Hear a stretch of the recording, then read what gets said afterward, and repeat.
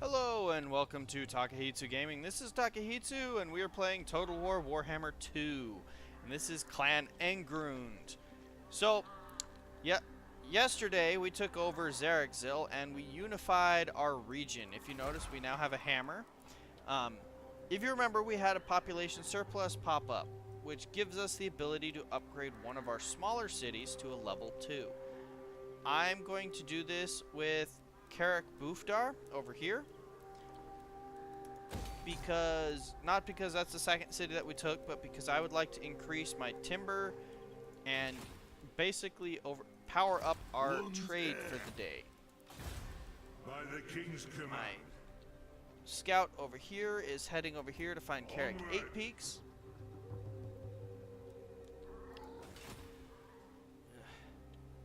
Seeing lots of different stuff moving around here. Lots of factions being encountered. Lots of things are going on. Looks like the Beastmen have raised one of the cities over here. And actually, I don't think I've ever actually met this group before. Stalia, okay. This city right here looks like it's raised, but it's probably a Skaven city. So aside from their capital, Skaven cities, they often look like burnt down cities until you go and explore them. They're hidden. And the Skaven guy here is starting to grow bigger. He's going to be a threat in the future. But at the moment, we're trying to build up an ice, and basically, we're dwarves. We like to live isolated in the mountains, get rich, and become powerful. And we're going to work on that a little bit. We're also going to expand, though. So if you notice, as these computers move, there's like a bar under them. And that's the power rating between their empire. So the yellow meaning us, the red meaning them. Even if they're allied with us, it's still going to show the same thing. But that shows their relative military strength in comparison to ours. And as you can see, most people actually are bigger than we are at this point. And that's kind of, that just means we got a harder game ahead of us, really.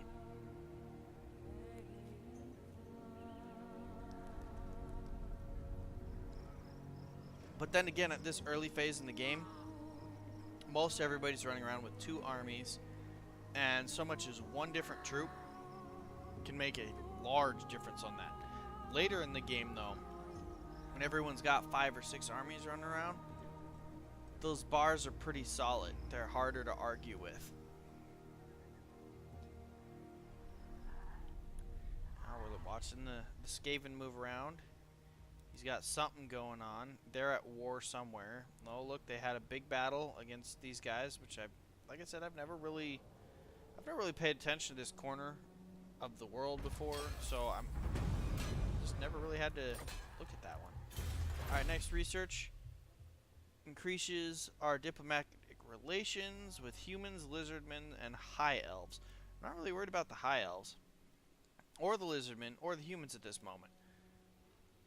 Masters of Stone Steel Commandment, additional -5 to recruitment cost. Or there's a tool market. Well, I'm going to go with tool market. Right now, for me, the biggest thing is getting income as fast as possible. Xerxil does have the tool maker. So, that's a trinket maker, not a tool maker. Oh, no, it is a tool maker. Which means that research will directly benefit this building. I'm going to move... once they heal enough, I'm going to move Belagor Ironhammer up to Karaki Zor, and then from there we will decide where we are going to go next. Who are we going to attack? Who are we going to destroy? Or pacify, I should say. Most likely it might be this guy over here.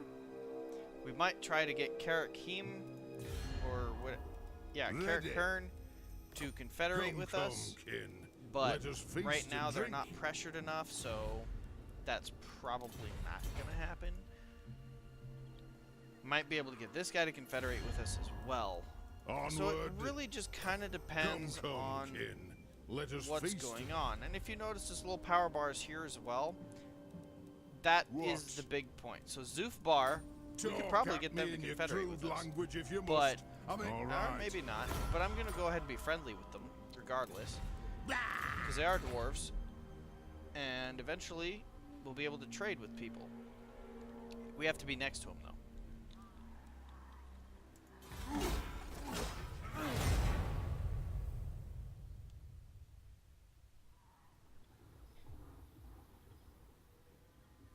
I am Scout Belligar, again. true I feel king of very the bad. Eight Peaks. Emperor Karl France, the Emperor of the Human Empire. I will go ahead and say we can be friendly for now. The Empire does try to make a lot of trade with us, and ultimately that'll allow us to make more money, and so I'm not going to complain. Grimgor Ironhide, he's the main leader for the Greenskin. The Greenskins are obviously one of the most powerful orc tribes. They do have plans for global war, whatever you want to call it. Men of the Empire, what brings you here? Wissenland is going to pay me to have a non-aggression pact. Okay.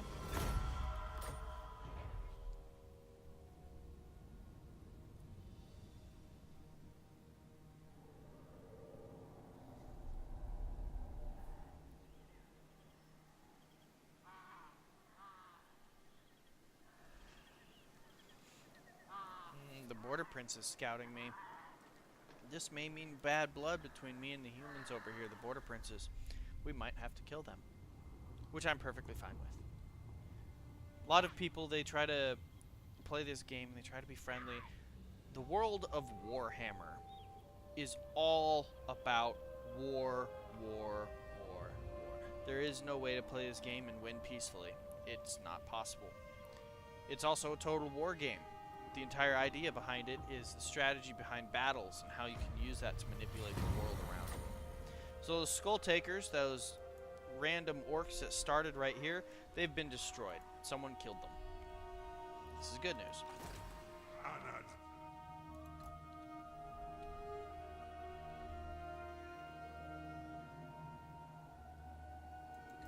Forwards. Alright, so this army True king is of now AP. healing. I'm actually going to move it right here. Belligar Ironhammer.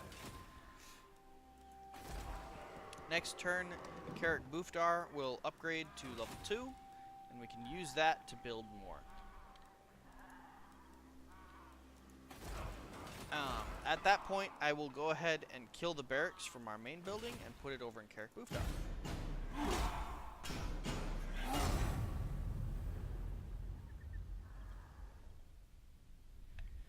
Grimgor Ironhide is moving again. Not really sure where he's going. Varag Bootlika. Some of these names that you see the orcs and goblins have, by the way, will make you laugh. They are absolutely hilarious. They're, you know, it's funny. We also have to understand a little bit about them, too. Like, for example, they use teeth or teeth or teeths as currency rather than gold. Long have I fought and suffered for my people. Okay, so one of the Wood Elves has decided to declare war on me. Good to know.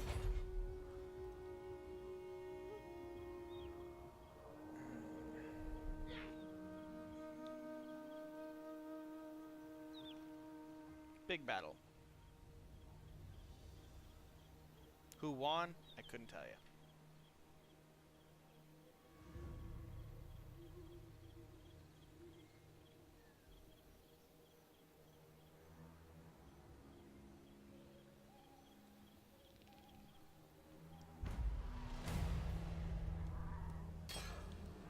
Alright, so let's get down to business. I'm going to demolish this building, and I'm going to build a new one over here in Carrick Boofdar.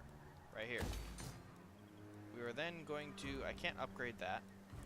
It looked like there was another building over here. Let's look at Carrick Boofdar's browser. No, it was just a woodman hut. Okay, I was crazy. What about Zarek-Zil? Nope. Alright. Well, whatever. So, they're probably going to try and come over and attack me. I'm going to tunnel move to see which place these guys want to attack. Now, it's not this wood elf. There's a wood elf. There's 4 wood elf tribes, okay? There's the wood elves. There's the Tyrion, or whatever it's called. There's another one right here. And then there's the one up here. And this guy up here is treants. They're more of like the creatures of the forest and stuff. Ents and all that. And so there we have it. And there is Carrick 8 Peaks, our ancestral home that we're trying to take over. As you can see, moving all the way over there is a very long process. It's going to be very difficult for us.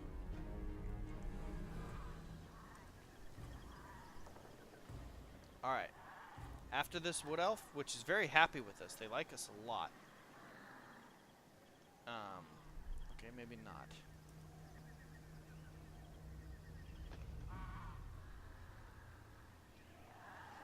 So these guys declared war with us, and I don't see them actually doing anything yet. It's kind of an interesting concept. That was them right there, Word Rioth. They declared war on us, and they didn't even come over here to fight. That seems kind of sad to me. I might have to go kill them.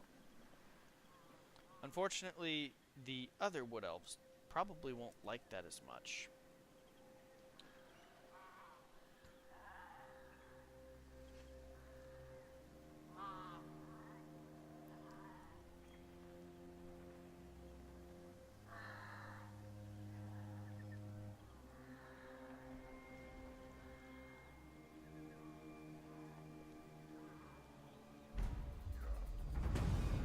So if you notice, my income is slowly getting there.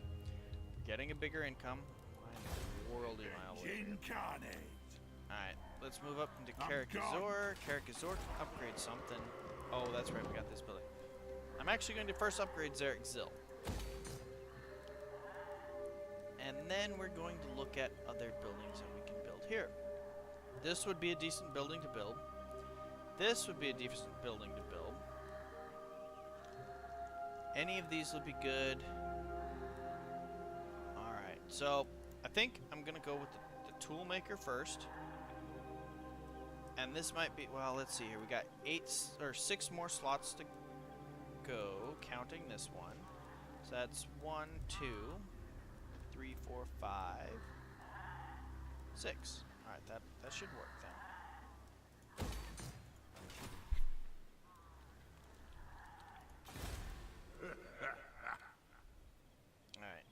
So he found Carrick 8 Peaks. I'm actually going to send him back over here because we need to scout people who are actively at war with us.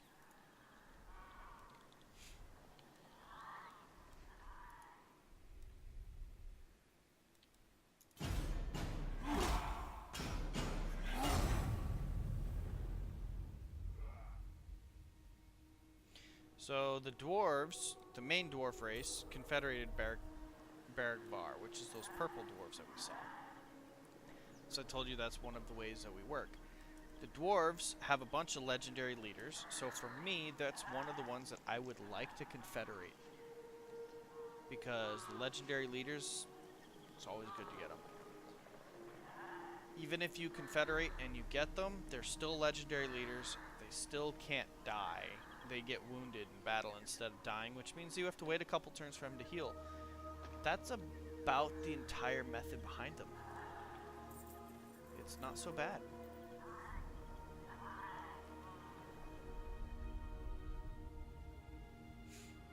Scabby Eye is moving to Barog Nawazbog.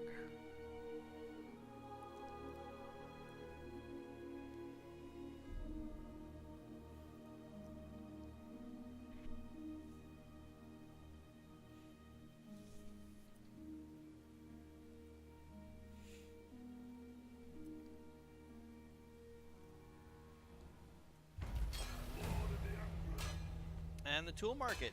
Alrighty. So, next I can do Toolmaker Guild, Heavy Quernstones. Okay. Let's see here.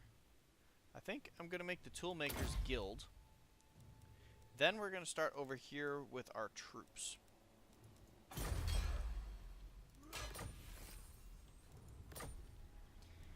And in the meantime, we will mostly just work on building ourselves up. So this is going to build us up to here. So if you notice, this builds 200 income. This is 300 income. We're getting our income up. What that'll do is allow us to support more troops. Right now, I'm not considering it the most important thing to get my troops up. I need to build up our economy.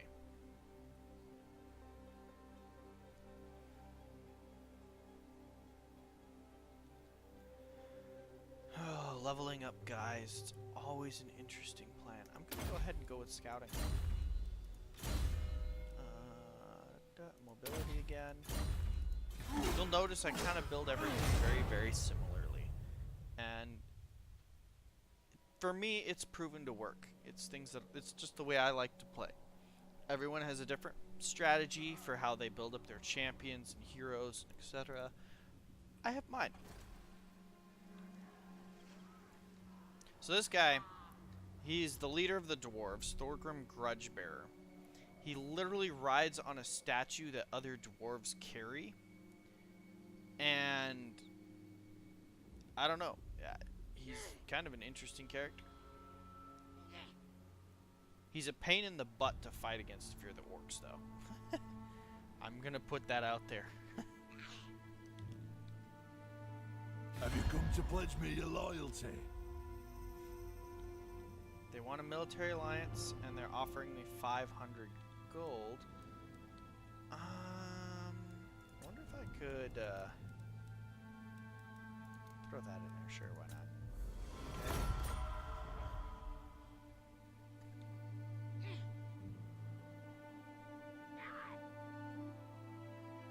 That Estalia group that I don't even know, that I've never really seen, they just got destroyed. So that might be why I've never seen them before, because they never really take off.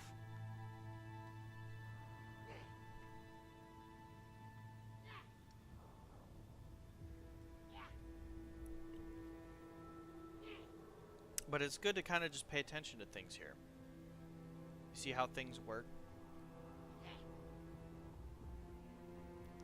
Now, that dwarf that just came to us for this military alliance, he's getting destroyed. So I might be able to just go in here right now. This guy right here. And I might be able to just confederate him, but it looks like he's not ready for that. So it's... maybe it won't happen.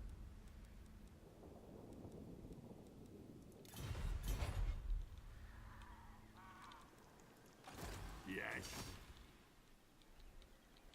And it looks like I'm not actually able to do much of anything this turn, so we will end the turn.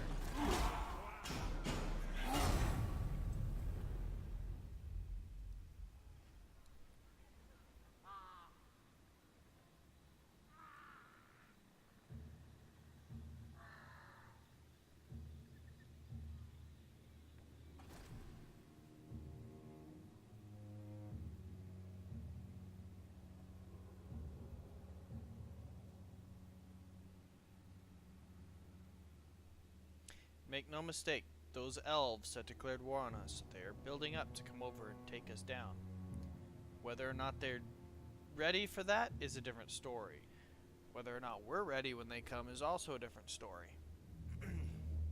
Most likely we'll be able to take them out. At least their attack force. And we might not be strong enough to respond right away, but it's going to be a longer war, and I'm going to start it off by playing defensive first, or building up and just going and killing them.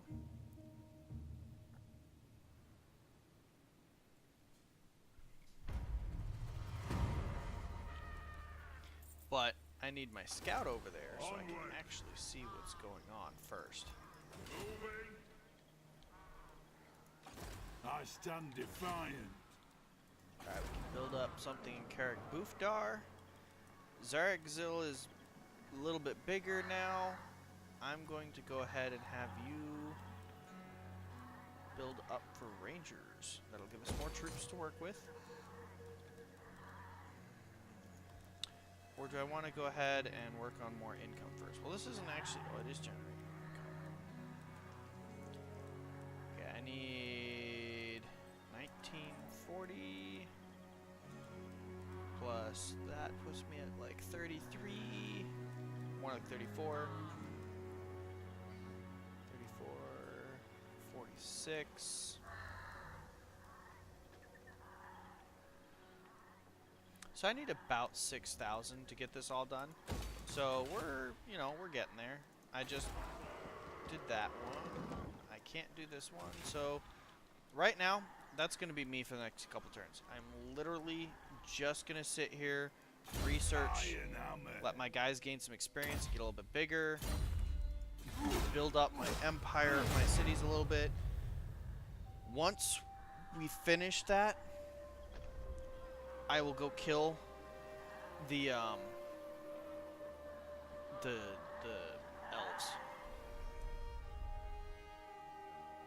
That half moon grit that came down here, that orc that we just saw, by the way, he is also our mortal enemy of the game for specifically Clan Angrund, so we might have to go kill him too.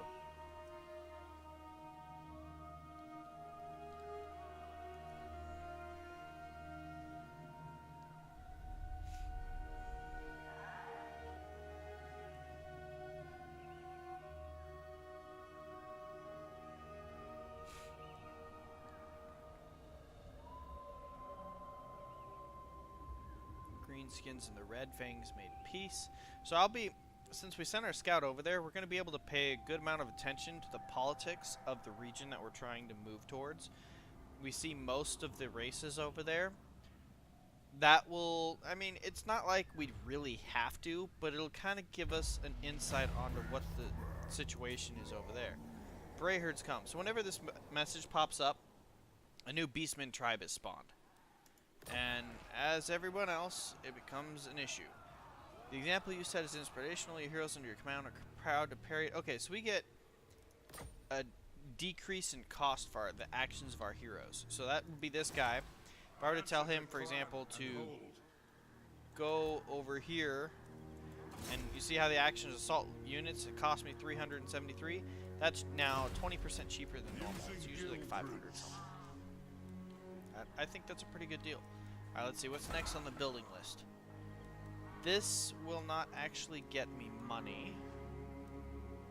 So, for the moment, I'm going to focus on the ones that increase income first, because it'll make the process a little bit faster. I hope. Anyways, it might not actually make it any faster. True king of 8 peaks. We'll find out.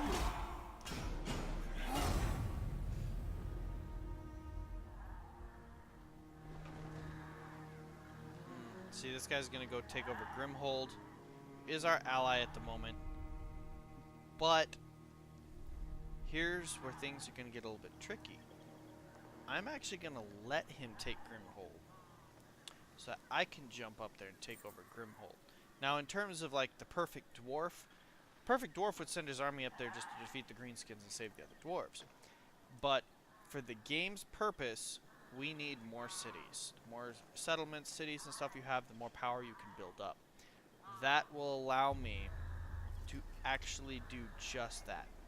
Take that over, get a new city, and start getting more money, more finances. You know, it's a circle. It's the way the game works. It's the way any game works. In fact, it's kind of the way real life works too. You need money to support your army. Army goes and conquers people, take places over.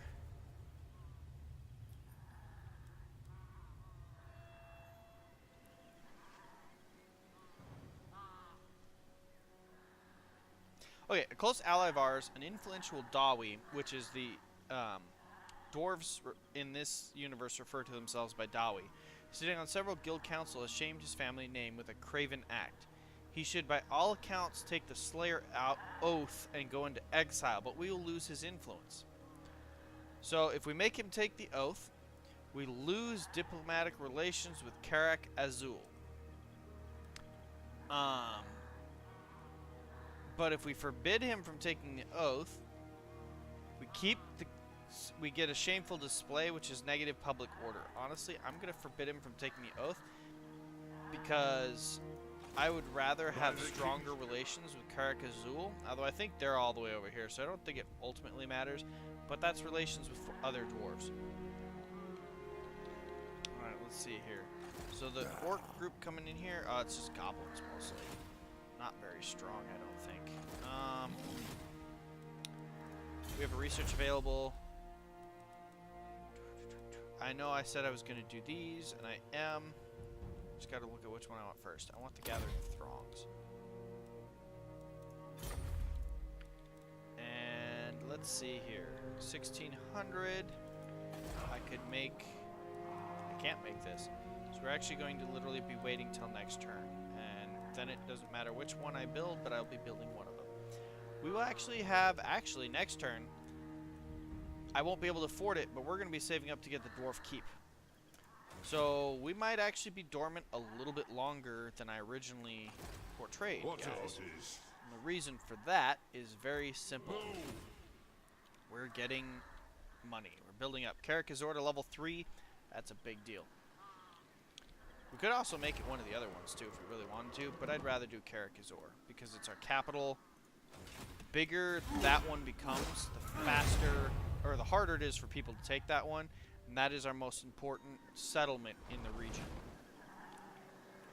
So the Crooked Moon is now attacking Grimhold. We actually can't, according to what I'm looking at, they are stronger than we are, the Crooked Moon is. Karak Norn has been destroyed.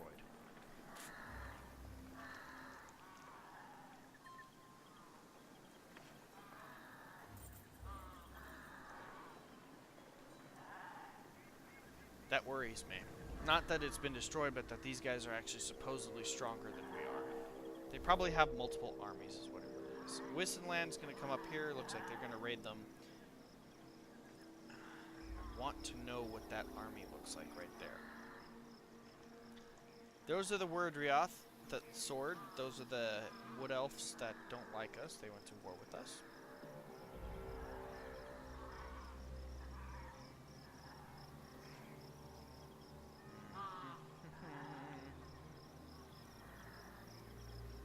Black Venom has been destroyed. Looks like it was killed by the Border Princes, most likely.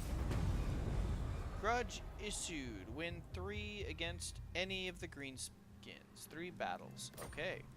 Well, I can do that. These guys are fully healed. Okay, so mostly just goblins, a couple it's a whole army of just goblins, except for their orc war boss. We also have a goblin big boss. I'm thinking... No, we can't actually go up there. Interesting. So I'm going to move out here a little bit. I'm thinking we might be pushing the offensive here. For clan honor.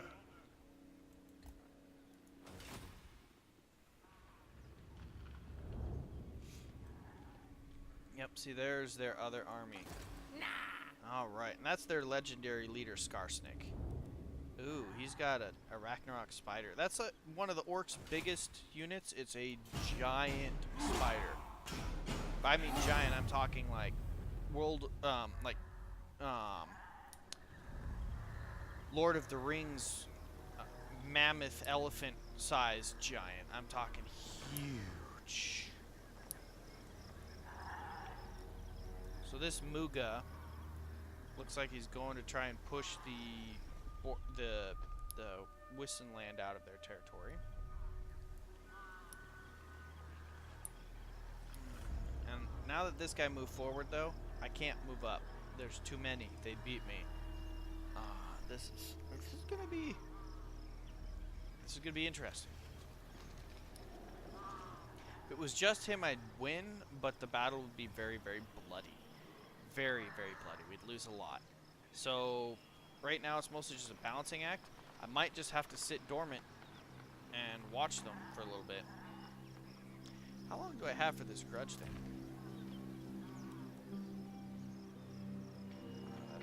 scratch. That's not what I'm looking at. I'd have to wait till my turn, I guess. I'm hoping it's not timed. If it's timed, we might have some... might have to do something. We'll have to take some serious risks and push for it. Or I'll just have to change how I balance my importance here. Let's look here. Okay, they're not timed. That's good. I like that. If it was timed, we'd have issues. I might go ahead and push for it anyways, though, just because of the fact that I kind of need to. I'm gonna sit here and chill for a minute, though. Let's see here. This building gives me all these guys. Quarrelers are way better than the Rangers, I believe. Okay, so Quarrelers. Armor and shielded, decent melee combatant. They have... Where is their... Okay, they have 22 shots, damage of 21, range of 160. Lord of the Rangers Angrund. have 19 shots, 160, 25 damage. They deal more damage, I guess, but they're not armored and shielded, so they're not as good in long-term combat. Yes. We're gonna have you move around Into this way. war. We're gonna explore and see just how far this guy's got his influence reaching.